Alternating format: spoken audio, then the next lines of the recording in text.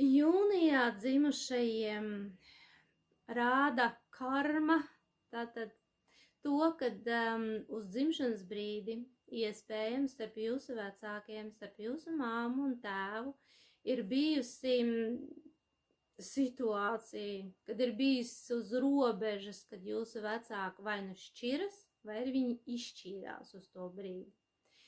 Un tā kā 6. mēnesis ir sešinieks un tās ir attiecības, jums ir svarīgi savā dzīvē, tā kad jūs veidojat šīs attiecības, jums ir svarīgi saglabāt attiecības. Jums ir svarīgi iemācīties mīlēt sevi, pirmkārt ir sevi, jo tāpēc, kad ir jāievēro šis prioritātes attiecībā pret to, kas mums ir svarīgākais. Tad pirmais mēs esam es, pēc tam ir partneris, pēc tam ir bērni, pēc tam ir vecāki, un tikai pēc tam ir kaut kādi draugi.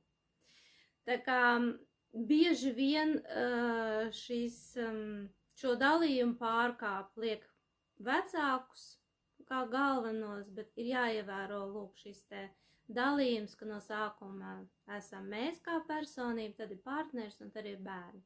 Un tad arī veidosies šīs te attiecības harmoniski, jo savādāk veidojās attiecībās gan nodevības, gan krāpšanas, un tas rada atkal šo sarežģīto karmu. Un jums sešiniekiem un 6. mēnesī tātad dzimušajiem ir jāparāda, ka var būt harmoniskas attiecības, kas var turēties un būt ilgstošas.